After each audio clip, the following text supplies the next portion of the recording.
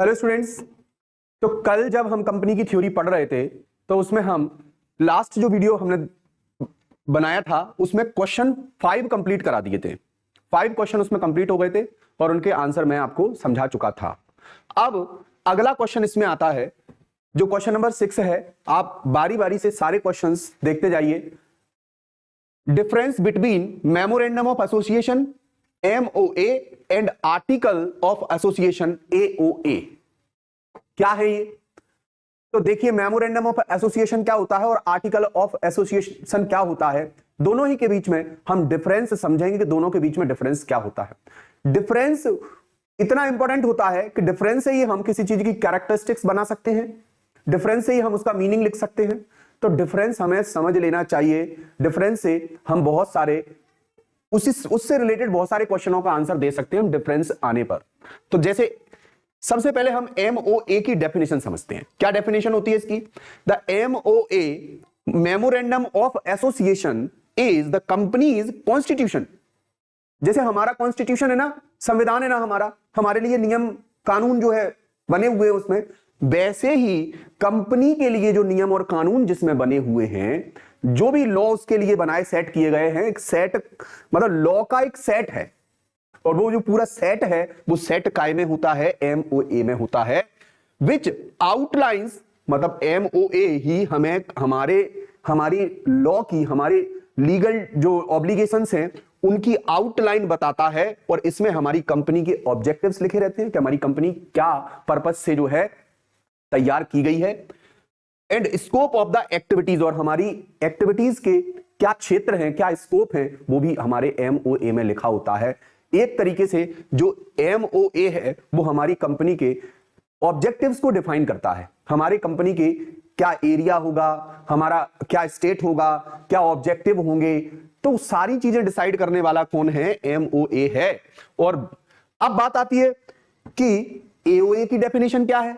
तो the AOA मतलब article of association is a document that defines the internal rules and regulation for the managing the company for managing the company। Company को manage करने के लिए जो internal rules and regulation होंगे, क्योंकि देखिए कंपनी को मैनेज करने के लिए कुछ इंटरनल रूल्स एंड रेगुलेशन भी होते हैं, तो वो हमारे किस में लिख लिए जाते हैं? AOA में लिख लिए जाते हैं। अब आप इसको ऐसे समझ लीजिए जैसे हमारी जो लीगल लाइफ है उसके लिए कानून, कॉन्स्टिट्यूशन से हमारे पास नियम है, उन नियमों को हमें फॉलो करना होता है। जैसे हम चोरी नहीं कर सकते क्योंकि हमारे कानून में लिखा हुआ है कि आप ये नहीं कर सकते, रिस्ट्रिक्टेड है। क्या डूज है, क्या डोंट्स हैं, ये दोनों चीजें हमारे कानून में हमारी लिख रखी है, लिखी है कि नहीं लिख रखी है। और ये हमारे पर्सनल लाइफ को इफेक्ट कर रहा है, पर बाहर के नियम हमारे ऊपर अप्लाई हो रहे हैं और हमें ये फॉलो करने ही पड़ेंगे, वो MOA के हैं। फिर आती है हमारी इंडिविजुअल लाइफ, जो पर्सनल लाइफ है। वो जैसे हमारा घर है, अब हमारा घर बाहर हम चोरी नहीं कर सकते, ये किसने बोल रखा है? ये बोल रखा है कानून ने। हम मारकाट नहीं कर सकते, हम लूटपाट नहीं कर सकते, हम फ्रॉड नहीं कर सकते, ये सारे नियम हमारे कानून ने हमें बता रखे हैं। तो उन्हें हम क्या डूज हैं और क्या डोंट्स हैं, ये चीज हमारी बता रखी है। और चूंकि ये नियम हमारे ऊपर बाहर से ही अप्लाई किए गए हैं कि हम पर क्या क्या रिस्ट्रिक्शंस हैं, हमारे ऊपर बाहर से नियम लगाए गए हैं, तो वो हो गया MOA, मेमोरेंडम ऑफ एसोसिएशन एक तरीके से। तो कंपनी के जो रूल्स का जो सेट है, जो प्रिस्क्राइब्ड है एक्ट के थ्रू जो प्रिस्क्राइब्ड है, रजिस्ट्रार ऑफिस में जब हमने रजिस्टर्ड कराया था तब हमने अपना MOA तैयार करवाया था, MOA बनाया था। तो वहां पर जो हमने अपनी डिटेल दी थी वही डिटेल हमारी रहने वाली है और वही डिटेल हमें फॉलो करनी पड़ेगी, तो वो हमारा MOA होगा। और AOA क्या होगा? AOA हमारे पर्सनल रूल्स होंगे। जैसे हमारे घर में कौन व्यक्ति सुबह का, जैसे मान लीजिए कि हमारी जो फैमिली है, अब उसमें 2 भाई हैं, दोनों भाइयों की शादियां हो गई हैं और जो माँ है, सास है, उसने कुछ रूल्स बना रखे हैं। क्या बना रखे हैं? रूल्स ये बना रखे हैं कि भाई सुबह का भोजन सुबह वाली बड़ी वाली बहू बनाएगी और शाम का भोजन छोटी वाली बहू बनाएगी। ठीक। बर्तन कौन करेगा? कि बर्तन बड़ा वाला बेटा करेगा। झाड़ू पोंछा कौन करेगा? कि छोटा वाला बेटा करेगा। मतलब रूल्स, इंटरनली जो रूल्स सेट हैं वो AOA है। समझ रहे ना? मीटिंग्स में कौन कौन पार्टिसिपेट करेगा, पार्टिसिपेशन के समय कैसे कैसे डिसीजन, बोर्ड ऑफ डायरेक्टर कैसे इलेक्ट होंगे, ये सारी की सारी चीजें घर के डिसीजन जो होंगे वो कैसे लिए जाएंगे, वो सारी बातें किसमें होंगी, वो हमारे एओए में होंगी एक तरीके से। तो कंपनी से रिलेटेड इंटरनल जो डिसीजन होंगे वो एओए में उसके रूल्स लिखे होंगे, और कंपनी से रिलेटेड जो एक्सटर्नल डिसीजन होंगे वो क्या क्या होंगे वो मैं बताऊंगा आपको, क्या क्या डिसीजन होंगे वो एमओए में होंगे। ठीक है, इस पर हमारा कंट्रोल नहीं है, जबकि इस पर हमारा कंट्रोल है। कंपनी का कंट्रोल इस पर नहीं है, इस पर है। इस पर अगर कंट्रोल करना है तो फिर तो आपको फिर से दोबारा से रजिस्ट्रार ऑफिस जाना पड़ेगा। ठीक, और कंट्रोल फिर भी नहीं कर सकते, चेंज ला सकते हो दोबारा से स्पेशल रेजोल्यूशन पास करके। अब देखिए पर्पज, जो एमओए है define the companies external activities, it's purpose and it's legal framework. Legal obligations क्या होंगे हमारे, वो पूरा का पूरा सेट कौन करता है, एमओए करता है। जबकि specify the internal rules and governance, internally कैसे गवर्न होगी हमारी कंपनी, मैनेजमेंट कौन के हाथ में होगा, एंड ऑपरेशन कैसे होंगे, सारी बातें किसमें होंगी, एओए में होंगी। Content, include the companies name, क्या क्या कंटेंट हम इसमें एमओए में इंक्लूड करते हैं, ए में हमें क्या क्या बातें लिखी होती हैं और उनको हम चेंज नहीं कर सकते। इन बातों को हम चेंज कर भी सकते हैं क्योंकि ये हमारे घर का रूल है। सासू मां फिर से दोबारा से नियम बदल सकती है। क्या नियम बदल सकती है कि अब सुबह का खाना और शाम का खाना जो है इंटरचेंज कर सकती है, अब तुम बनाओगी अब तुम बनाओगी, या फिर बर्तनों की जिम्मेदारी और झाड़ू पोछा की जिम्मेदारी बड़ी बहू को दे सकती है और छोटी बहू को जो है खाने की जिम्मेदारी दे सकती है। तो यहां पर जो नियम चेंज हो सकते हैं वो कौन सा है, हमारे फैमिली के इंटरनल मैटर्स हैं। कौन से मैटर्स हैं, इंटरनल मैटर्स हैं। वैसे ही कंपनी के भी इंटरनल मैटर्स होते हैं और इंटरनल मैटर्स के लिए उनके पास एक रूल्स का एक सेट होता है, वो उनका एओए होता है। क्या होता है, एओए होता है। जबकि बाहर जो एक्सटर्नल अफेयर्स होते हैं उनके लिए हमें क्या करना होता है, एक्सटर्नल जो भी मैटर होते हैं उसमें हमारे एमओए में उसकी बातें लिखी होती हैं। जैसे देखिए, includes the companies name, company का नाम क्या होगा, हम बदल नहीं सकते बार बार कंपनी का नाम, ध्यान रखना। आपने आधार कार्ड में एक बार नाम छपवा लिया तो वही रहेगा। आप ऐसे नहीं बदल सकते कि आप अपने आधार कार्ड में अपने हाथ से मिटा के नाम लिख लो, नहीं लिख सकते ना। वैसे ही कंपनी अपना नाम हटा नहीं सकती, ऐसे बदल नहीं सकती, अपने मन से नहीं बदल सकती। ठीक है, एमओए को अल्टर करना पड़ेगा, उसे चेंज करना पड़ेगा, करवाना पड़ेगा, तभी जो है नाम बदलेगा। तो आधार कार्ड एक तरीके से बाहर की बात हो गई, अब उसको हम नहीं चेंज कर सकते। दूसरे ने बना के दिया है, मतलब हमने दूसरे से उसका नाम रजिस्ट्रेशन लिया तो हम नहीं चेंज कर सकते उसका। जबकि हमारे घर का जो निकनेम है वो हमारी मम्मी चाहे हमसे चुन्नू मुन्नू कुछ भी कहे, क्या फर्क पड़ता है। तो टुन्नू भी कह सकती है।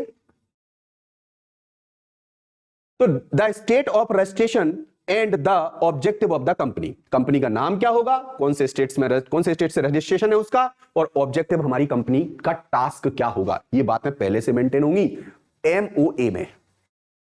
इसमें जो मेंटेन है वो आप चेंज नहीं कर सकते। जबकि इसमें क्या होगा, include detail on managing the company, कौन कंपनी को मैनेज करेगा, हम चेंज भी कर सकते हैं उसके मैनेजमेंट को। Including the appointment of directors, directors के अपॉइंटमेंट के विषय में भी बातें लिखी होंगी। इशूइंग शेयर्स इशू करने के बारे में भी बातें होंगी। एंड कंडक्टिंग मीटिंग्स, और मीटिंग कंडक्ट करने के बारे में भी बातें होंगी। एजीएम्स, ध्यान रखना।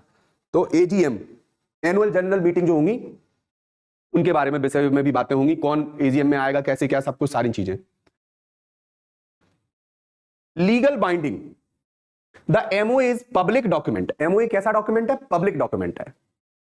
तो पब्लिकली हमें इसे बताना होता है। That defines the legal limits and powers of the company, legally आपके पास क्या लिमिट है आपकी और क्या आपके पास पावर है, दोनों चीजें आपको एक्सप्लेन करता है कौन, एमओए। तो लीगली हम कैसे कैसे बाइंड है, हम किस तरीके से हमारी बाउंडेशन है, वो सारी चीजें इसमें लिखी होती हैं। जबकि एओए क्या होता है, AOA is an internal document binding only to the company's members and directors. ठीक है, इसमें कंपनी के मेंबर और उनके बीच की जो है बाउंडेशन होती है। ठीक है, मॉडिफिकेशन मतलब चेंजेस। अल्टर कैसे करेंगे, आप किसी चीज को अल्टर कैसे करोगे, तो चेंजेस मतलब ऑल्टरेशन अगर उसका करना हो तो कैसे करेंगे, changes to the MOA, changing the business objectives. अगर हम बिजनेस के ऑब्जेक्टिव चेंज करना है, मान लीजिए एमओए में अगर हमें चेंज लाना है, रिक्वायर लीगल अप्रूवल, तो आपको क्या लगेगा, लीगली अप्रूवल लेना पड़ेगा। फिलिंग विद द रजिस्ट्रार, और रजिस्ट्रार के यहां आपको ये पूरी की पूरी इंफॉर्मेशन फिल करनी पड़ेगी। रजिस्ट्रार के यहां आपको ये पूरी की पूरी इंफॉर्मेशन बतानी पड़ेगी कि हम किन चीजों में अपने बिजनेस के जो है ऑब्जेक्टिव्स हैं उनको चेंज कर रहे हैं, बिजनेस का नाम चेंज कर रहे हैं, वो सब कुछ हमें एमओए में करवाना पड़ेगा दोबारा से। जबकि एओए को अल्टर कैसे किया जा सकता है, इसको एक स्पेशल रेजोल्यूशन पास करके हम खुद ही कंपनी ही चेंज कर सकती है। जबकि ये स्पेशल रेजोल्यूशन कहां से पास होता है, इसका तो रजिस्ट्रार ऑफिस से, और इसका तो यहां से खुद कंपनी कर सकती है। तो the AOA can be altered, Altered मतलब चेंज कर सकते हो, by special resolution passed by the share holders, ध्यान रखना। तो ये चेंज हो सकता है, जबकि ये चेंज ऐसे नहीं हो सकता, इसके लिए आपको स्पेशल रेजोल्यूशन पास करवाना पड़ेगा। कहां से, रजिस्ट्रार ऑफिस से। वहां आपको और भी चीजें जो है अप्रूवल लेना होगा वहां से, तभी चेंज हो पाएगा।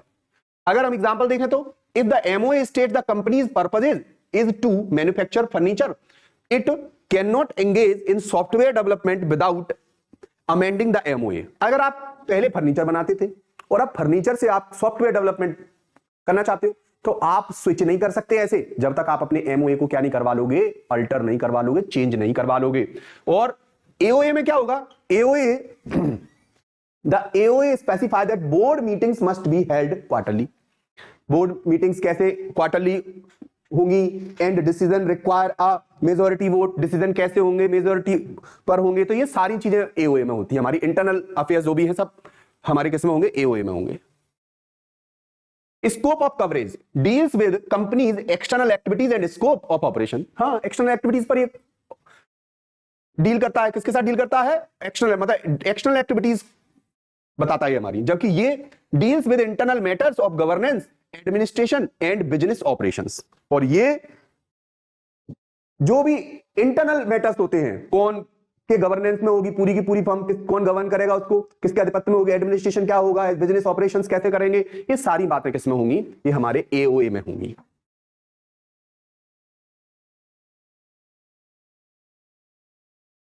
हाँ, पब्लिक वर्सेस इंटरनल। तो MOA, the MOA is a public document. कैसा डॉक्यूमेंट है, पब्लिक डॉक्यूमेंट है, जिसे आपको पब्लिक करना ही होता है। Available to anyone wishing to inspect it. जब कोई देखना चाहेगा आपका एमओए, तो उसे आपको दिखाना ही पड़ेगा एमओए। जबकि एओए इंटरनल है, mainly relevant to the company's director and shareholders and members. ठीक है, ये इन्हीं के लिए होता है, शेयर होल्डर मेंबर एक ही बात है। तो इन लोगों के लिए ही क्या होता है, एओए होता है। इसे आपको पब्लिक करने की आवश्यकता नहीं होती। तो आशा करता हूं आपको एमओए और एओए के बारे में समझ में आ गया होगा। अब अगर हम शॉर्ट में देखें तो मेमोरेंडम ऑफ एसोसिएशन क्या है, governs the companies relationship with outside world. बाहर की दुनिया के जो नियम कानून है वो पूरे के पूरे एमओए में। Defining the fundamental purpose and legal boundaries. क्या हमारी लीगल बाउंड्रीज है, हम इन्हें क्रॉस नहीं कर सकते, वो है हमारा एमओए। और article of association governs the internal operation and management of the company's, detailing how day to day activities and decisions are made. Day to day activities and decision कैसे लिए जाएंगे, डे टू डे एक्टिविटीज कैसे क्या की जाएंगी, सबसे related decision कैसे लिए जाएंगे, सब कुछ किसमें बताया जाएगा, एओए में बताया जाएगा। इसको हम अल्टर नहीं कर सकते, जबकि इसे हम अल्टर कर सकते, इसको चेंज नहीं कर सकते। इसके लिए हमें रजिस्ट्रार ऑफिस में दोबारा जाना पड़ेगा। अगला क्वेश्चन हमारा आता है, difference between share and stock. Share क्या होता है और स्टॉक क्या होता है। तो पहली बात तो शेयर क्या होता है, शेयर किसी कंपनी की जो कैपिटल होती है, उस कैपिटल की अथोराइज कैपिटल कह लो या नॉमिनल कैपिटल कह लो या रजिस्टर्ड कैपिटल कह लो, आप उस कैपिटल के छोटे छोटे पीसेस बना दिए जाते हैं, क्या कहलाता है, शेयर कहलाता है। जैसे मान लीजिए आपकी कंपनी की अथोराइज कैपिटल कितनी है, मतलब रजिस्टर्ड कैपिटल या नॉमिनल कैपिटल कितनी है, 5 लाख रुपए है या 10 लाख रुपए है। आपकी कंपनी की अथोराइज कैपिटल 10 लाख रुपए है और 10 लाख रुपए की अथोराइज कैपिटल वाली कंपनी के शेयर को आपने छोटे छोटे पीसेस में तोड़ दिया है।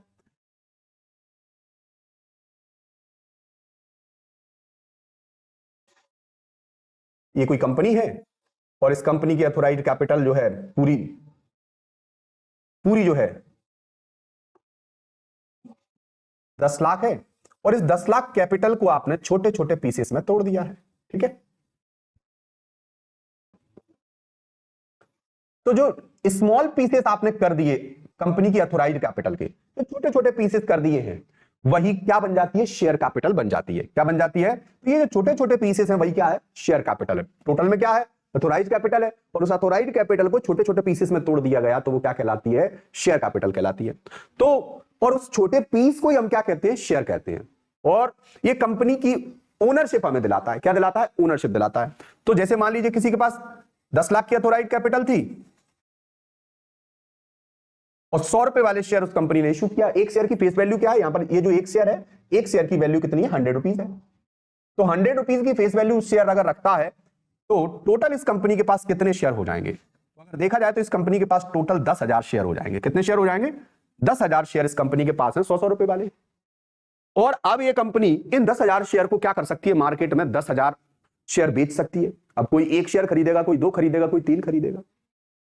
जिसने भी जितने शेयर ले रखे हैं, अगर किसी ने इसमें से एक 10,000 में से अगर किसी ने 1,000 शेयर ले रखे हैं तो उसके पास 10% ओनरशिप आ गई। क्यों, क्योंकि टोटल 10,000 है और 10,000 में से 1,000 शेयर अगर किसी ने खरीद रखे हैं तो उसके पास 10% ओनरशिप आ गई।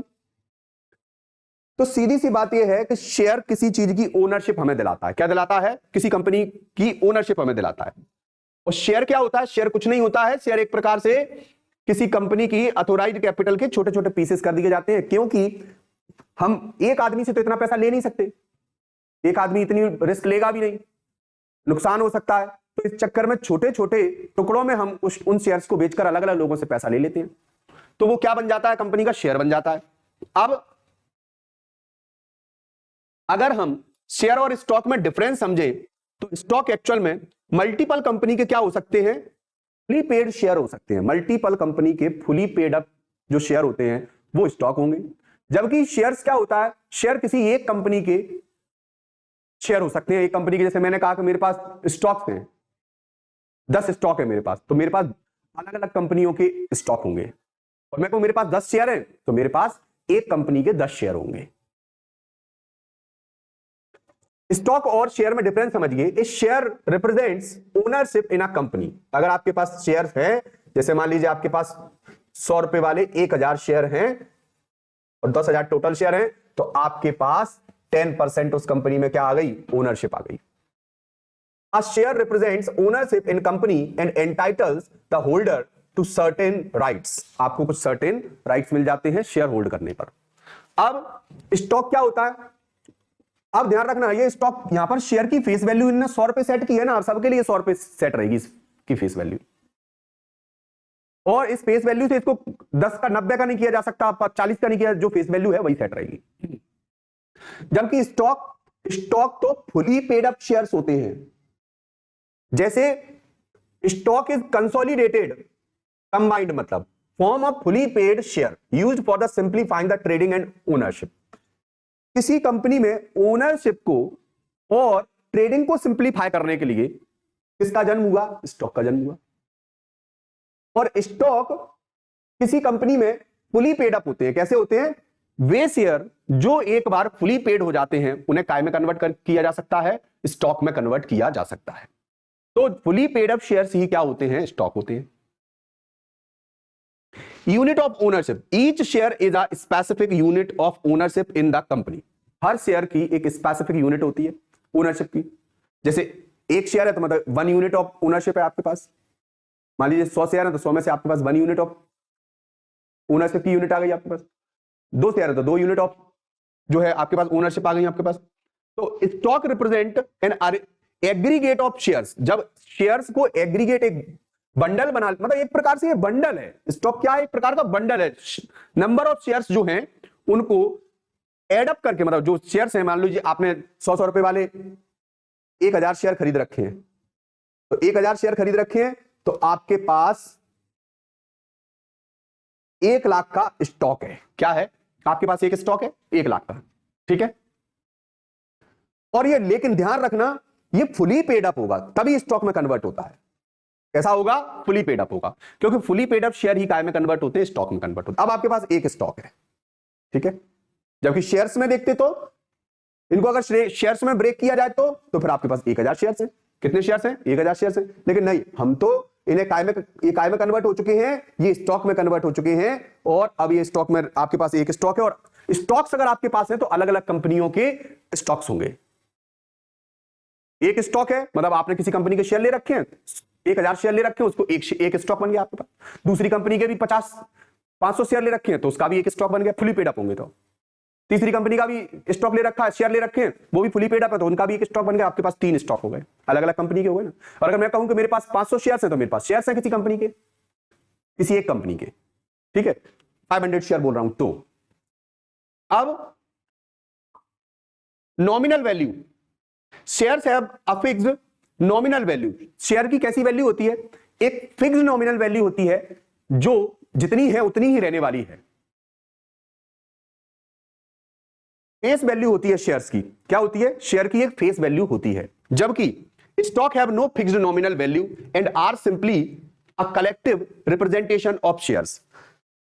अगर हम बहुत सिंपल तरीके से देखें तो क्या कह रहा है वो? Stocks have no fixed nominal value.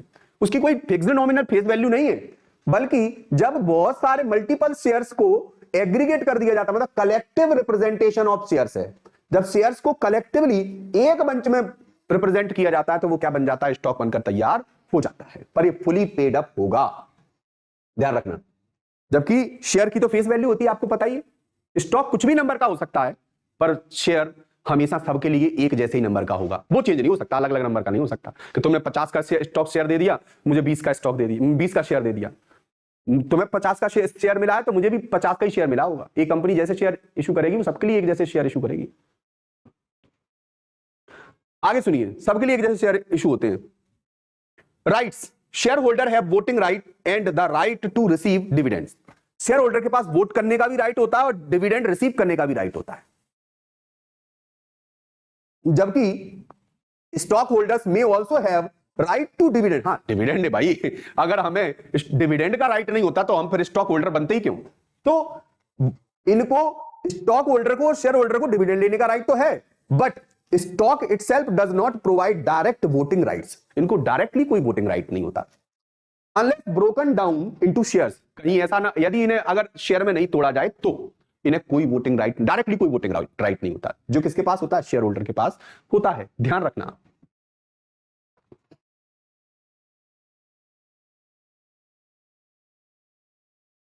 Conversion, shares are issued as individual unit. ये इंडिविजुअल यूनिट से इशू किए जाते हैं। 100 का एक शेयर, ठीक है, 100 का एक share.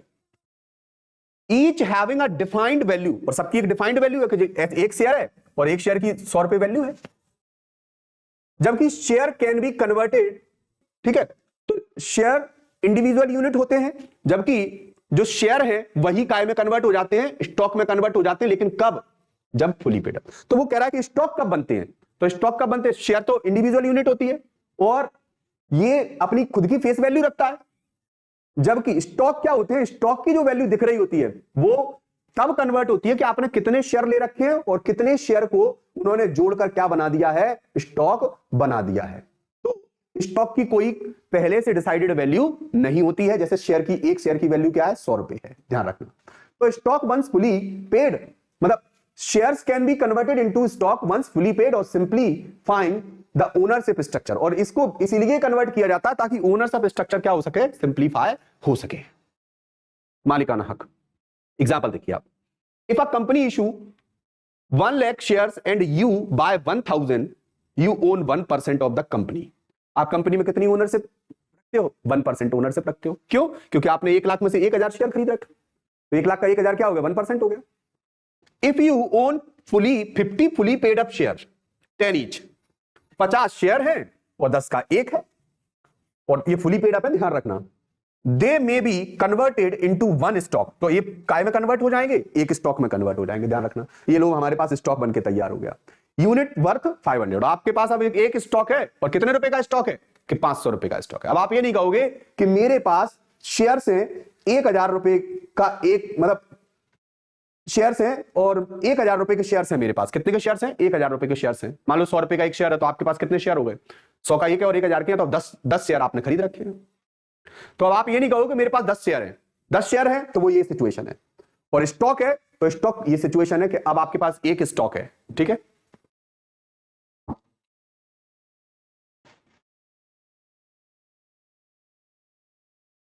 Trading, shares are traded. Public कंपनियों के शेयर्स क्या होते हैं? ट्रेड होते हैं शेयर पर। Individually on the stock market. कौन से मार्केट में? स्टॉक मार्केट में। जो लिस्टेड कंपनियां होती हैं उनका शेयर, लिस्टेड कंपनियों का शेयर ही तो बिकता है मार्केट में, ट्रेड होता है उस पर ही तो। और जो लिस्टेड नहीं होती, जो आईपीओ लेकर नहीं आती, वो कंपनियां प्राइवेट कंपनियां होती हैं, उनका शेयर जो है ट्रेड नहीं होता। Stock is usually not traded on its own, it is an aggregate representation and is used for internal purposes.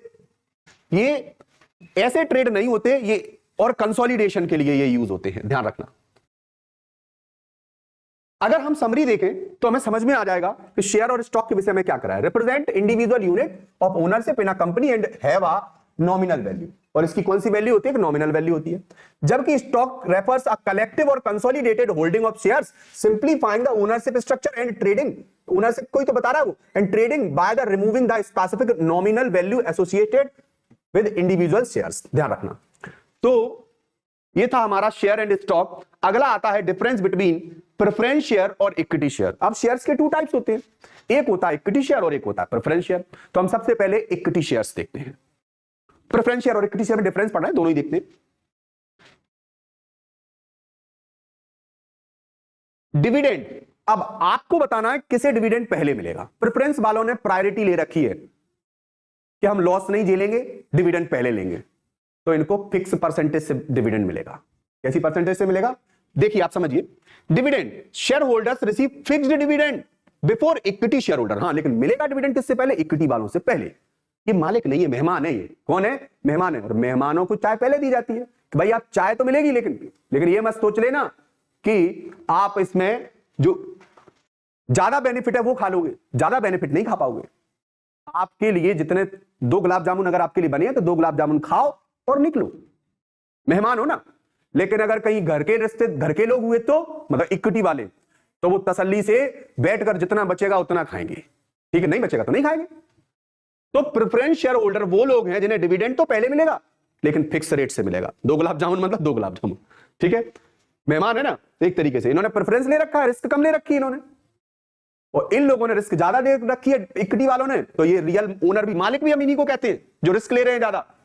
तो dividend depend on the company's profit and are not guaranteed. और इनको कोई guarantee नहीं होती dividend की, ध्यान रखना।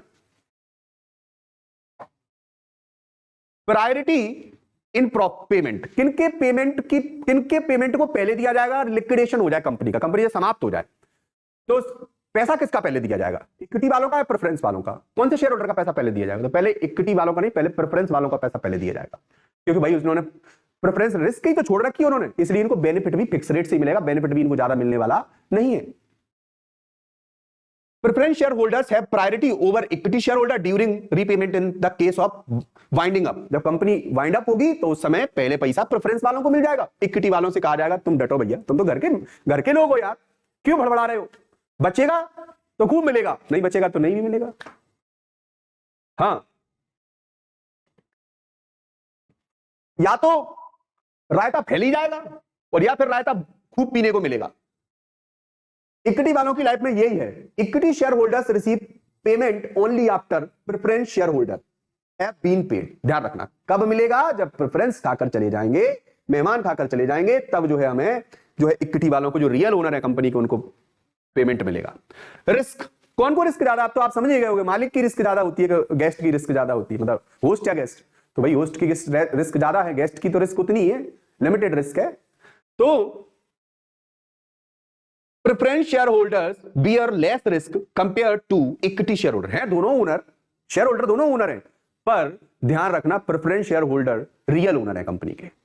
तो equity shareholder real owner है कंपनी के, preference shareholder real owner नहीं है कंपनी के। Equity shareholder bear more risk, risk भी ज्यादा लेते हैं, इसलिए ओनर भी रियल है। As dividends depend on company's profit and they are last in line during the liquidation।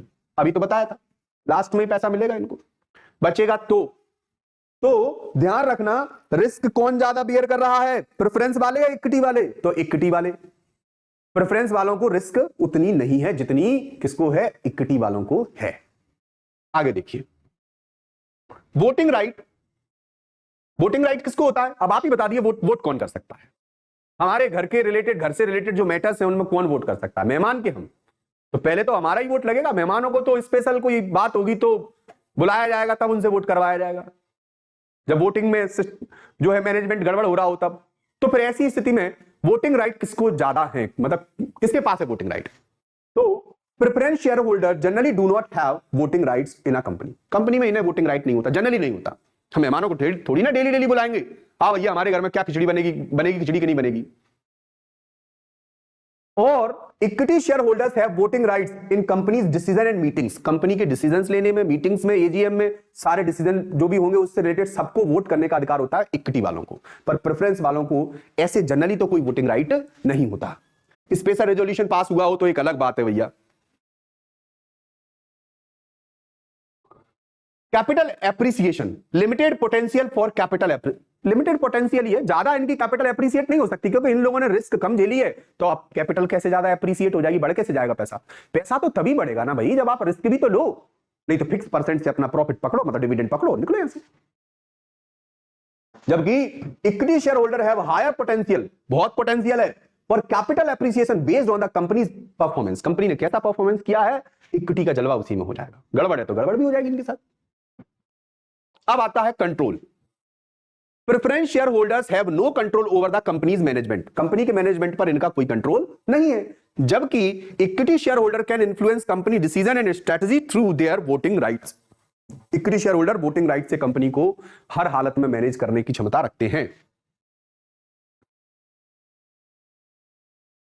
Example, if a company earns 10 lakh rupees in profit, preference share holders with 10%, अब 10 lakh rupees उसने कमाए हैं और प्रेफरेंस शेयर होल्डर कितने 10% के हैं, तो 10% के हिसाब से preference share holder dividend rate will receive, कितना डिविडेंड रेट हो जाएगी उनकी, तो 1 लाख रुपए मिल जाएंगे उन्हें, क्योंकि 10% वो ले रहे हैं, तो 10% में से 1 लाख रुपए का प्रॉफिट कौन को दे दिया जाएगा, प्रेफरेंस वालों को दे दिया जाएगा, बचे 9 लाख, क्योंकि कमाए 10 लाख हैं और 10 लाख पर 10% कौन का हिस्सा है, 10 लाख पर 10% किसका हिस्सा, प्रेफरेंस वालों का, 10% इनका इन्वेस्टमेंट इन्होंने कर रखा है, तो भाई 10% का तुम्हारा जो बचा 1 लाख जो है तुम्हारा बना, उसमें से ये 1 लाख तुम ले लीजिए, बचे 9 लाख, ये 9 लाख रुपए किसके हिस्से में चले जाने चाहिए, तो भाई रिस्क, हाई रिस्क किसने बियर की थी, प्रेफरेंस वालों ने तो नहीं की थी, उन्होंने बोला था हमने तो 10% के हिसाब से पैसा इन्वेस्ट किया है, तो ठीक है 10% प्रॉफिट पकड़ो, प्रेफरेंस हो ना आप, मालिक हो नहीं हो, प्रेफरेंस वाले हो, आपने रिस्क झेली नहीं है,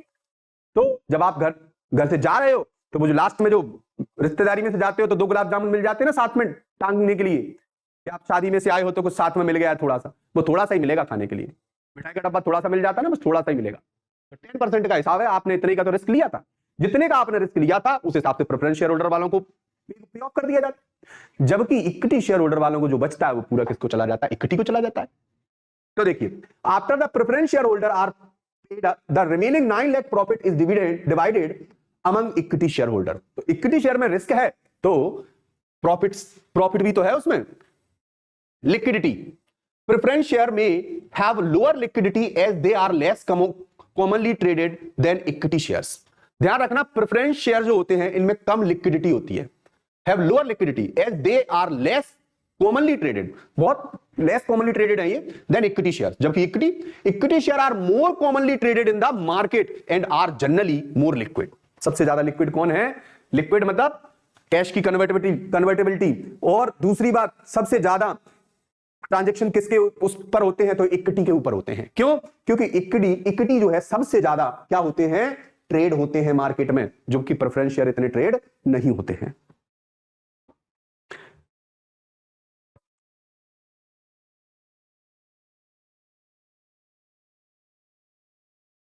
अगला, convertibility, some preference share may be convertible into equity share at a later date depending on terms, अगर टर्म्स एंड कंडीशन में ऐसा कुछ लिखा हो कि भाई आगे चल के फ्यूचर में आपके प्रेफरेंस शेयर काय में कन्वर्ट हो सकते हैं, इक्विटी शेयर में कन्वर्ट हो सकते हैं, तो you can convert them into equity shares.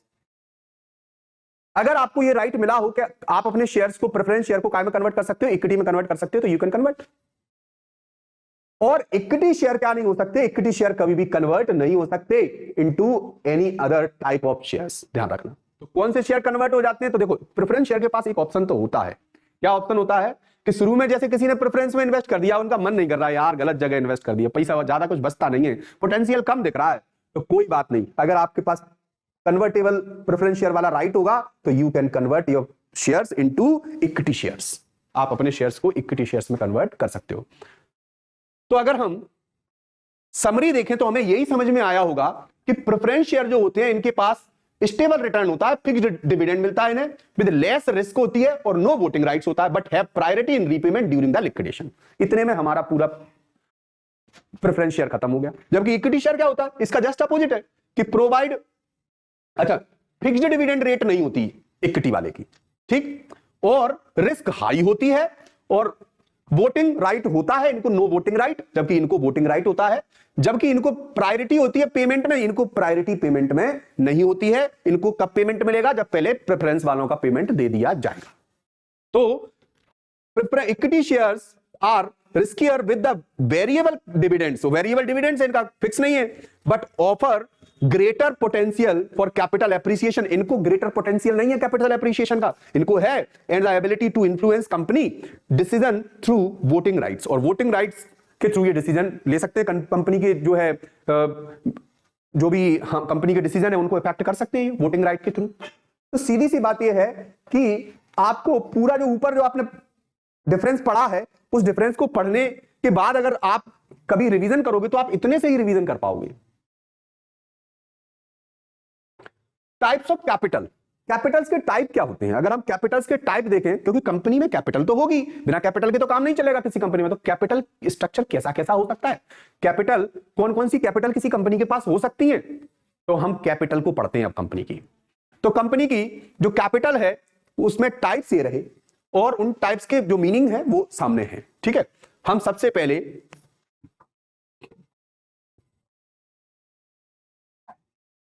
ये इधर एग्जांपल है, इधर एक्सप्लेनेशन है, और कैपिटल के टाइप हैं, तो हम तो टाइप पढ़ते हैं और उनका मीनिंग समझेंगे। पहले आती है authorised capital, maximum capital, nominal capital. ये वो कैपिटल है जिससे कंपनी ज्यादा का बिजनेस नहीं कर सकती, इससे कंपनी ने अपने आप को रजिस्टर्ड करा रखा है, इससे ज्यादा के शेयर इशू कंपनी नहीं कर सकती।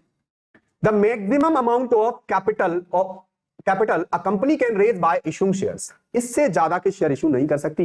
यही कंपनी की अथोराइज्ड कैपिटल है, ये होल कैपिटल है, फुल कैपिटल है कंपनी की।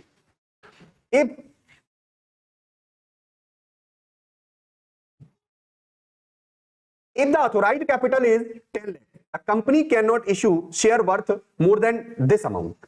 अगर 10 लाख से अथोराइज है आपकी कैपिटल कंपनी, तो आप 10 लाख से ऊपर के शेयर इशू नहीं कर सकते। अब आती है अथोराइज्ड कैपिटल के बाद आती है इशूड कैपिटल। मैं अनइशूड कैपिटल बाद में पढ़ाऊंगा, पहले इशूड कैपिटल पढ़ाऊंगा आपको।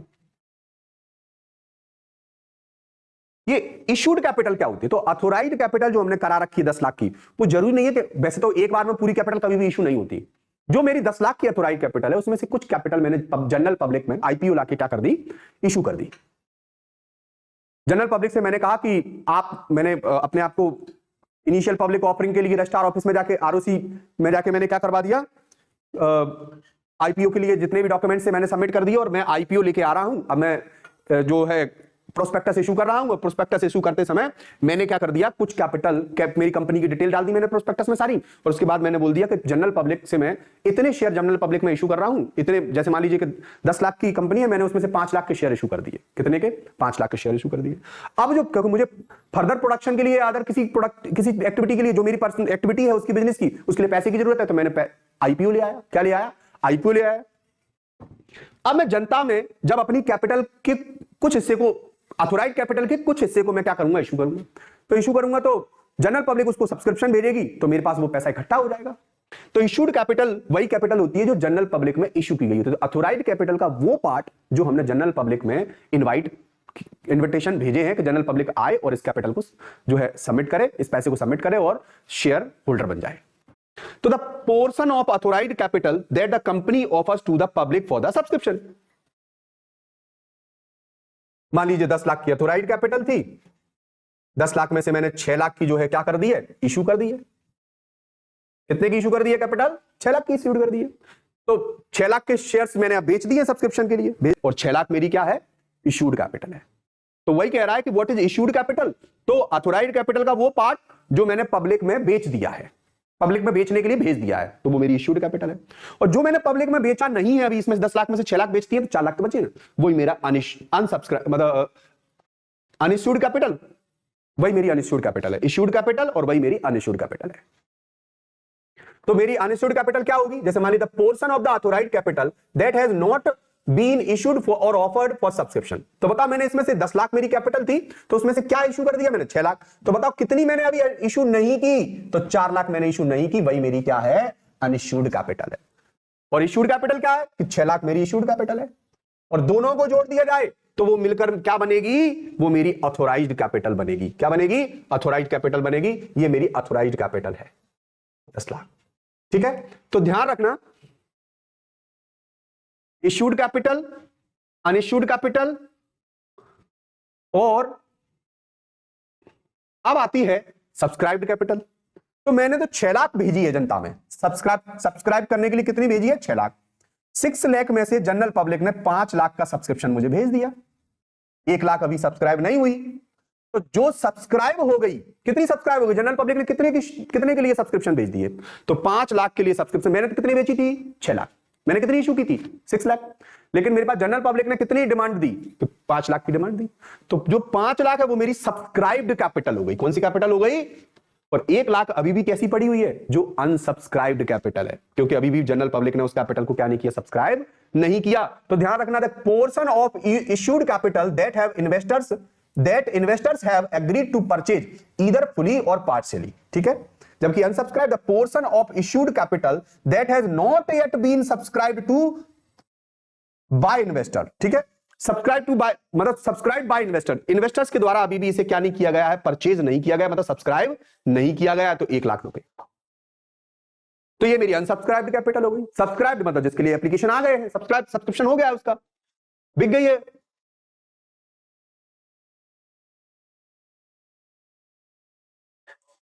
If worth 5 lakh, if rupees 5 lakh worth of shares are issued and 4 lakh worth of shares are subscribed, 5 lakh बेचे थे, 4 लाख का सब्सक्रिप्शन आ गया, तो यही 4 लाख मेरी सब्सक्राइब कैपिटल है। और अनसब्सक्राइब कैसे बनेगी, 5 लाख में से 4 लाख बिक गए हैं, तो 1 लाख नहीं बिके हैं, तो वो मेरी क्या हो जाएगी, unsubscribe. 5 lakh is issued and 4 lakh worth is subscribed and the unsubscribe capital is कितनी होगी बताइए आप, 5 में से 4 बिक गए तो कितने रह गए हैं, तो भैया 1 लाख बिकने को रह गए हैं, तो वही मेरी अनसब्सक्राइब। इसको समझते हैं पहले। Paid up capital, the portion of subscribed capital that has been fully paid up by the shareholder, वो कैपिटल जो जनता ने फुली पे कर दी। तो 4 लाख सब्सक्राइब्ड कैपिटल थी, वो 4 लाख के 4 लाख पूरे आ गए हैं, तो यही मेरी 4 लाख की फुली पेड अप कैपिटल होगी। और अनपेड अप कैपिटल क्या होती कि unpaid up capital the portion of subscribed capital for which payment has not yet been received from shareholder, कि मैं 5 लाख मांगे थे जनता से, 5 लाख में से 4 लाख आ गए, 1 लाख जो नहीं आए, तो वो मेरी क्या हो गई, अनपेड अप कैपिटल हो। क्या हो गई, अनपेड अप कैपिटल हो गई। अब आती है रिजर्व कैपिटल और कैपिटल रिजर्व। तो जो रिजर्व कैपिटल और कैपिटल रिजर्व है वो क्या है, portion of subscribed capital that the company decides to call only when winding up. जब कंपनी डिसॉल्व होगी, जब कंपनी खत्म होगी, जैसे मान लीजिए मुझे किसी 10 रुपए लेने थे एक शेयर के, एक शेयर के कितने रुपए लेने, 10, तो 10 में से मैंने अभी क्या किया, उससे 8 रुपए ले लिए हैं, तो 2 रुपए अभी मैंने छोड़ रखे हैं उस बंदे पर, तो जिस पर 2 छोड़ रखे हैं वो 2 आज नहीं तो मैं कल मांगूंगा। कल मतलब कब मांगूंगा, जब मुझे जरूरत पड़ेगी, तो जब कंपनी वाइंड अप होगी तब मैं मांगूंगा। तो जो पैसा मेरा मैंने छोड़ रखा है शेयर का, कंपनी ने जो शेयर होल्डर पर 10 लेने थे 2 लिए, 8 लिए, 2 नहीं लिए, तो आज नहीं तो कल मांगेगी कंपनी, कल मांगेगी, तो वही पैसा क्या बनेगा, रिजर्व कैपिटल बनेगा। मतलब कंपनी ने ही शेयर होल्डर से कह रखा है कि कुछ पैसे हम बाद में मांगेंगे, 10 लेने हैं, लेकिन 10 में से हमने क्या कर लिया, 8 ले लिए, 2 बाद में मांग लेंगे, तो वो मेरी रिजर्व कैपिटल हो जाएगी। क्या हो जाएगी, वही मेरी रिजर्व कैपिटल बनेगी। उसके बाद आती है, जैसे मान लीजिए ये लिखा भी है, जैसे 10 लाख रुपए मुझे लेने थे, 2 लाख मैंने अभी नहीं लिए हैं, वो डिक्लेयर कर दिए मैंने किसके रूप में, रिजर्व कैपिटल के रूप में। तो आप लोगों से मैं वो जो 8 लाख तो मैं ले चुका हूं, 10 लाख में से 8 लाख तो मैं ले चुका हूं, लेकिन जो 2 लाख है वही मेरी रिजर्व कैपिटल होगी, क्योंकि मैंने डिक्लेयर कर दिया इसको लिक्विडेशन के टाइम मांगूंगा, जब कंपनी खत्म होगी तब मांगूंगा। तो वो 2 लाख रुपया है वही मेरी कौन सी कैपिटल है, रिजर्व कैपिटल है। कोई भी एग्जांपल हो सकता है, एग्जांपल तो कोई भी बन सकता है, मैं अभी इन सारी कैपिटल के एक एग्जांपल बना के दिखाऊंगा आपको। आपकी कैपिटल रिजर्व, ये वो कैपिटल है जो बिजनेस की जो डेली एक्टिविटी होती है उनसे आने वाले पैसे से ना आकर किसी अदर एक्टिविटी से पैसा आ जाए हमारे पास।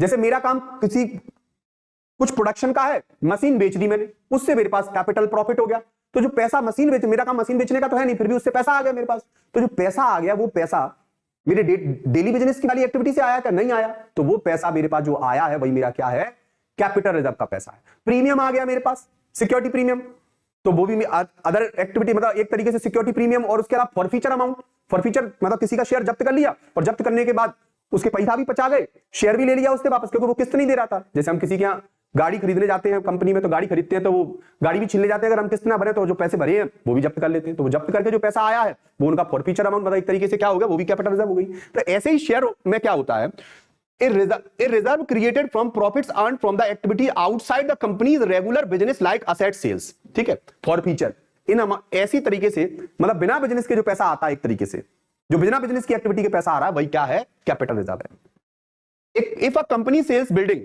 जबकि बिल्डिंग बनाने बेचने का काम उसका है नहीं है, for profit 5 lakh, this amount is transfer to the capital reserve account. Building बेचने का काम थोड़ी है कंपनी का, तो लेकिन बिल्डिंग बेच रही है और बिल्डिंग बेच के उसके पास 5 लाख रुपया भी बच गया, तो किसी अनदर एक्टिविटी से पैसा आ गया तो 5 लाख उसके काय में ट्रांसफर हो गए, वो हो गए उसके कैपिटल रिजर्व में ट्रांसफर।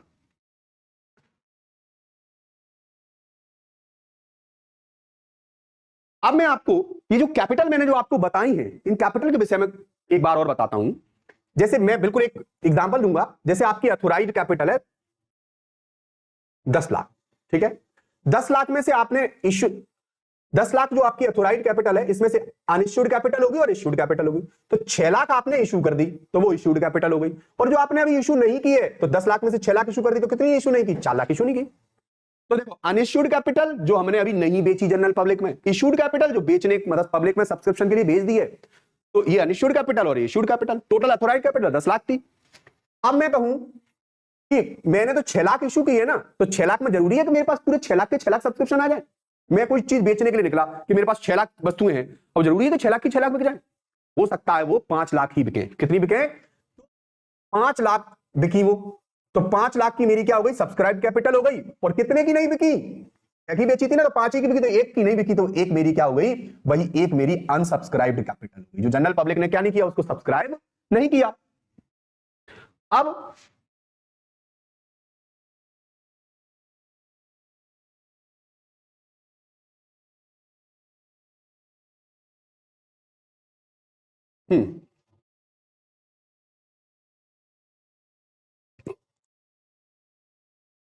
तो हमारे पास क्या थी, 10 लाख की कैपिटल थी, 6 लाख की इश्यूड कैपिटल थी और 4 लाख की अनइश्यूड कैपिटल थी, यही तो थी। ऑथोराइज्ड क्या थी, ऑथोराइज्ड कैपिटल क्या थी, 10 लाख की, इश्यूड कैपिटल क्या थी, 6 लाख की, और अनइश्यूड कैपिटल क्या थी, 4 लाख की। पर 6 लाख में से सब्सक्राइब्ड कैपिटल कितनी हुई है, तो कितनी सब्सक्राइब्ड हुई थी पता है, याद है आपको, सब्सक्राइब्ड हुई थी हमारी 5 लाख की।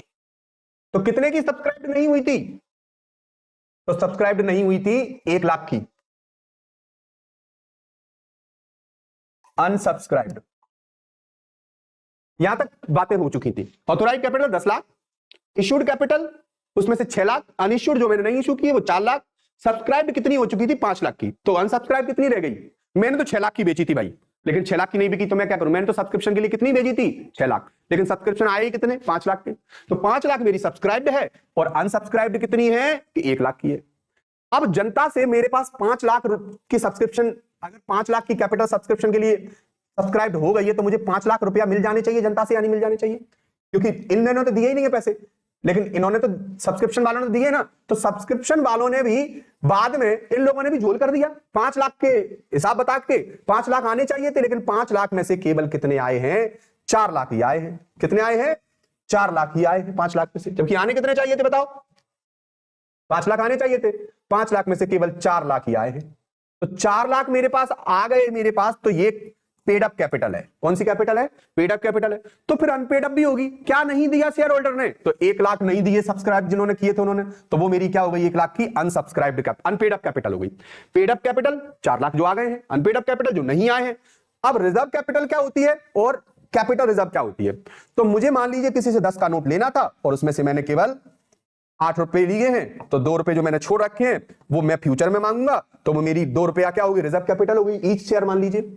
और कैपिटल रिजर्व जो नॉन ऑपरेशनल प्रॉफिट है, set aside for the special purposes, और इसको हम अलग एक साइड स्पेशल पर्पसेस में यूज किया जाता है इस पैसे को, तो वो मेरी ये तो बाइंडिंग अप के समय मांगी जाती है, तो ये मेरी क्या हो जाती है, कैपिटल रिजर्व हो जाती है। तो आप तरीके से समझिए, आपको इन कैपिटल के बारे में न्यूमेरिकली पता होना चाहिए कि नंबर में किस कैपिटल को कैसे कैसे दिखाया जाता है, ध्यान रखना इस तरीके से दिखाया जाता है।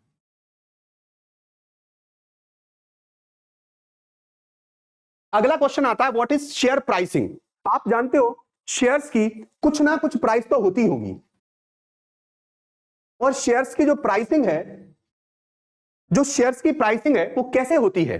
तो शेयर की प्राइसिंग तीन तरीके से होती है। हम एक शेयर को तीन तरीके से मार्केट में बेच सकते हैं। कैसे तीन तरीके? एक होता है एट पार, और दूसरा होता है एट प्रीमियम, और तीसरा होता है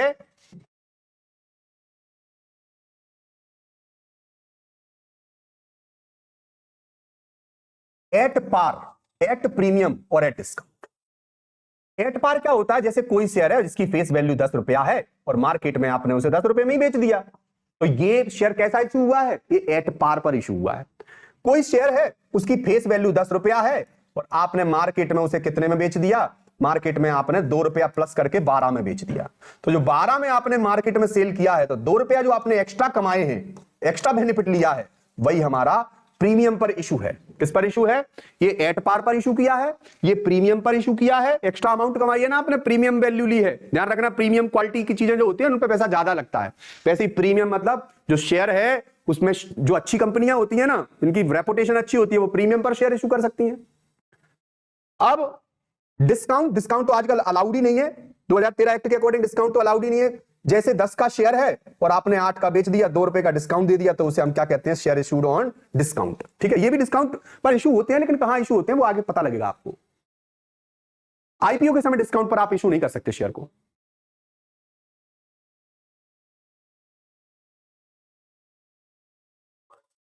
तो share are sold below their nominal value, this generally not permitted under the company's act 2013। ध्यान रखना, 2013 के अकॉर्डिंग डिस्काउंट पर शेयर इशू नहीं कर सकते, as it could harm the interest of shareholder. इससे शेयर होल्डर को नुकसान हो सकता है। ठीक है, और it ₹10 face value of share sold 8 is not legally permitted under the act. ध्यान रखना, परमिटेड नहीं है, जबकि ये तो एट प्रीमियम तो खूब चलता है। Shares are sold at price higher than their nominal value. This happens when the company is in strong financial position or has good reputation. अच्छी reputation वाली जो कंपनियां होती है ना, वो महंगे में चीजें बेचती हैं। तो ध्यान रखना, आप क्वालिटी कंपनी की चीज लोगे तो आप महंगी पड़ेगी। तो वही है यहाँ पर, it 10 face value share is sold for 12 rupees. 10 रुपए की फेस वैल्यू का शेयर कितने में बेचा गया है? 12 रुपए में बेचा गया है, तो प्रीमियम वैल्यू पर उसे सेल किया गया है। जबकि एट पार क्या होता है? Share are sold at the nominal value. जब किसी को नॉमिनल वैल्यू पर बेचा जाए, मतलब जो वैल्यू है उतने में बेचा जाए, meaning the issue price is equal to the face value of the share. जैसे 10 रुपए का शेयर है और 10 में बेचा टिपा दिया गया है। 10 का शेयर 10 में बेचा है, तो वो कौन सा होता है? एट पार होता है। 10 का शेयर 12 में बेचा गया तो 2 रुपए जो प्रीमियम के हैं, और 10 का शेयर 8 में बेचा गया तो 2 रुपए डिस्काउंट के। तो आपको समझ में आ गया होगा। ये डिस्काउंट में तो बुरी स्थिति की कंपनियां होती है वो बेचती है, लेकिन कब बेचेंगे मैं आपको बताऊंगा। यहां तो डिस्काउंट तो अलाउड ही नहीं है। अगला क्वेश्चन आता है, explain over subscription, under subscription, pro rata allotment and share payable in lump sum. इन सारी सिचुएशन को समझाइए। तो हम सारी सिचुएशन को समझते हैं। सबसे पहले हम देखते हैं, सबसे पहले हम ओवर सब्सक्रिप्शन को देखते हैं। क्या होता है ओवर सब्सक्रिप्शन और कौन सी कंपनियों के पास आता है ओवर सब्सक्रिप्शन? ये उनके पास आता है जिनकी रेपुटेशन अच्छी होती है। देखो भाई, क्या होता है जब कोई अच्छी चीज मार्केट में बिकने आती है ना, तो ऐसी स्थिति में होता क्या है कि उसके खरीदार ज्यादा होते हैं और वस्तुएं कम होती हैं। वही ओवर सब्सक्रिप्शन की सिचुएशन है। ओवर कस्टमर्स हैं मार्केट में, तो occurs when more application are received than the number of share available. जितने शेयर बेचे थे, 10 बेचे थे और 15 खरीदने वाले आ गए, तो 5 का ओवर सब्सक्रिप्शन लग गया। 10 चीजें लाए थे बेचने के लिए, 15 खरीदने वाले हैं, तो 5 का ओवर, 5 को तो लौटाना पड़ेगा ना। तो यहां पर ओवर सब्सक्रिप्शन की सिचुएशन है। इफ कंपनी के पास, if 1000 share are offered but 1500 applications are received, it's over subscription. यही ओवर सब्सक्रिप्शन है। अंडर सब्सक्रिप्शन, अब आप समझ ही गए ओवर सब्सक्रिप्शन का अपोजिट हो गया वो। अंडर सब्सक्रिप्शन मतलब कि शेयर जितने बेचने को निकले उतने बिके ही नहीं है। Occurs when fewer application are received than the number of share issued. जैसे 1000 बेचे थे, 800 एप्लीकेशन आई है, तो ये अंडर सब्सक्रिप्शन कहलाएगा। ठीक है, अच्छी रेपुटेशन की कंपनियां नहीं होती, उनके साथ अंडर सब्सक्रिप्शन चलता है। बाकी रेपुटेशन अच्छी है तो ओवर सब्सक्रिप्शन है। अब जब ओवर सब्सक्रिप्शन हो जाता है तो हमें कुछ को शेयर दे सकते हैं और कुछ को भगा सकते हैं। तो कभी कभी ये होता है कि हमारे पास जो शेयर्स हैं, तो उनको हम प्रोराटा बेस पर डिस्ट्रीब्यूट कर देते हैं। कैसे डिस्ट्रीब्यूट कर देते हैं? प्रोराटा बेस पर। इस प्रोराटा की सिचुएशन को आप ऐसे समझिए, मान लीजिए एक बेचने वाला कोई व्यक्ति आया है और ये 100 वस्तुएं लाया है। कितनी वस्तुएं लाया है? 100 वस्तुएं लाया है। और आप में से 30 इन्होंने मांगी है, 20 इन्होंने मांगी है, ठीक है, 50 इन्होंने मांगी है, 100 इन्होंने मांगी है, 70 इन्होंने मांगी है, 30 इन्होंने मांगी है, 60 इन्होंने मांगी है और 40 इन्होंने मांगी है। कितने सब्सक्रिप्शन आ गए? ये बेचने क्या आया है? 100 शेयर, मतलब 100 वस्तुएं बेचने आया है। और हाँ,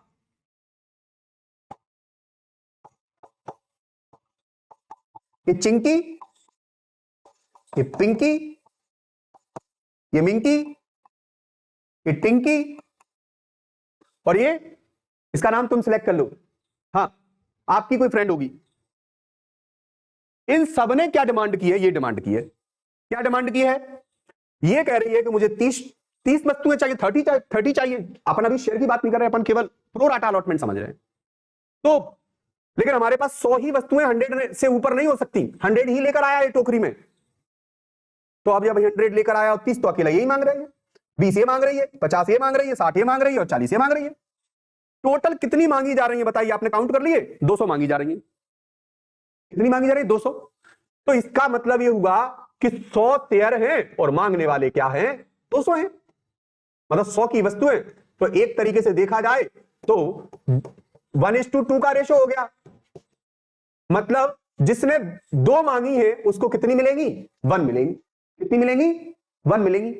तो 30 वाले को कितनी मिल जाएगी इस रेशो के हिसाब से? तो अपन रेशो के हिसाब से देख लेते हैं। 30 वाले को रेशो क्या है हमारा? 1/2। तो 15 शेयर तू ले ले भैया, बहना, 15 शेयर हम चिंकी को दे देंगे। इससे भी, इसमें भी वही रेशो तो हमारा एक बार बनेगा ना सबके लिए। तो 10 शेयर तू ले ले बहना, और 25 शेयर तू ले ले, 30 शेयर तू ले ले, और 20 शेयर तू ले ले। अच्छा बताओ, इसमें किसी को भी हमने दुखी किया क्या? नहीं। इसी को प्रोराटा प्रोपोर्शनेट रेशो बनाया ना हमने पहले, फिर अलॉट किया। तो इसी को हम क्या कहते हैं? किसी को वापस नहीं करते इसमें, और कर भी सकते हैं, ऐसा नहीं है। यहां पर मान लीजिए एक व्यक्ति और था, वो आपका खचेड़ू सा दोस्त था, और वो जो दोस्त था ना, उसने भी 50 शेयर मांग रखे थे, और हमने इस 50 वाले को क्या कर दिया? कैंसिल कर दिया। कह दिया भैया तेरे को हम दे नहीं पाएंगे शेयर, भगा दिया उसको।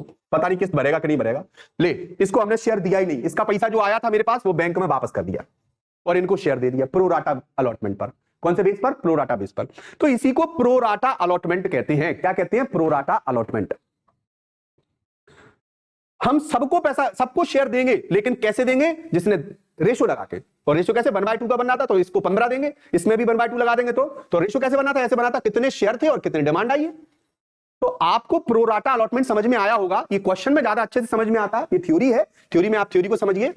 When shares are oversubscribed, the company allots shares proportion to the application received. किसके प्रोपोर्शन में डिस्ट्रीब्यूट करती है?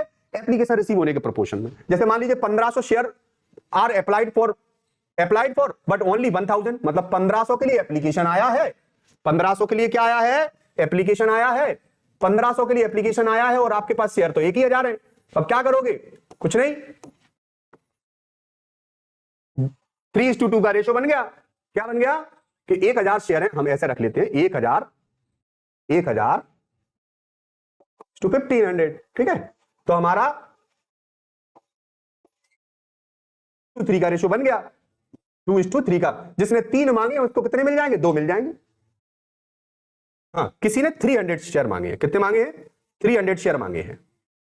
300 शेयर मांगे हैं, और 300 शेयर मांगे हैं, तो 2/3 का रेशो लगा दिया हमने, क्योंकि 2:3 रेशो बना है। 300 मांगे, मैंने 200 लिख दिए थे ना, 200 नहीं, 300 मांगे। तो हम 300 मांगने वाले को 300 ही दे देंगे, 200 देंगे, तो लगा लेते 3 बन जा 3, और उसको हम 200 शेयर दे देंगे। तो ध्यान रखना, ये 200 क्यों लिखा? क्योंकि उसने मांगे 300 थे, लेकिन हमने दिए 200 है, क्योंकि रेशो लगाया ना हमने। रेशो आपको समझ में आ गया होगा, ठीक है। आप किसी का भी रेशो निकाल सकते हो। Share payable in lump sum, share for which the full payment is made at the time of application.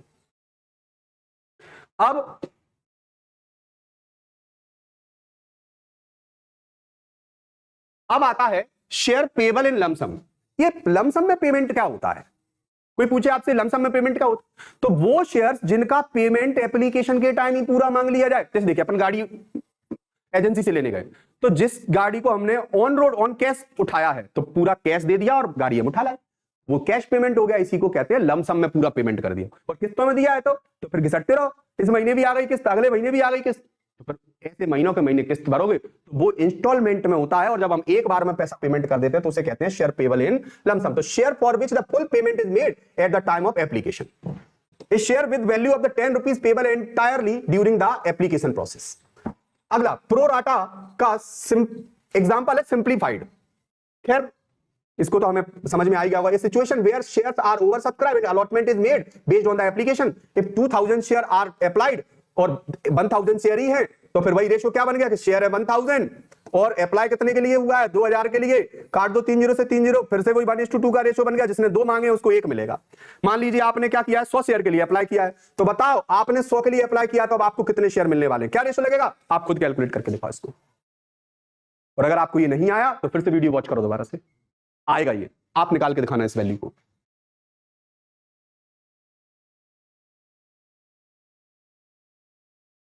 Over subscription, under subscription, pro rata, share payable in lump sum और प्रो राटा एग्जांपल सिंप्लीफाइड, ये तो ठीक है। तो आपको ये सारी चीजें समझ में आई होंगी। ओवर सब्सक्रिप्शन जब शेयर ज्यादा, सब्सक्रिप्शन ज्यादा आ जाए और शेयर उतने हो नहीं। अंडर सब्सक्रिप्शन जब सब्सक्रिप्शन उतने आए नहीं जितने हमने मार्केट में बेचे हैं। और प्रो राटा अलॉटमेंट जब बहुत ज्यादा सब्सक्रिप्शन आ जाएगा तो हम प्रोपोर्शनेट रेशो से क्या करेंगे, डिस्ट्रीब्यूट करेंगे शेयर। और पेबल इन लमसम मतलब एप्लीकेशन पर ही पूरा पैसा देना है हमें। ये तो आपको समझ में आएगी। तो ये आपकी कंपनी के कितने क्वेश्चन मैंने कवर किए हैं, 10 क्वेश्चन कवर किए हैं। 10 क्वेश्चंस और होंगे, आपकी टोटल कंपनी की थ्योरी इसमें कवर हो जाएगी। तो मैं अगली वीडियो में आपको और जो क्वेश्चन बच रहे हैं उनको कवर करूंगा और 3 वीडियो में, ये पूरा का पूरा 4 वीडियो है, 3 वीडियो में पूरी की पूरी कंपनी हमारी कवर हो जाएगी। आप इस थ्योरी की वीडियो को अच्छे से वॉच करोगे तो आपको इससे रिलेटेड डाउट नहीं रह जाएगा। और अगर आपको वीडियो पसंद आए तो please like, subscribe and share करना ना भूलें। Okay, thank you.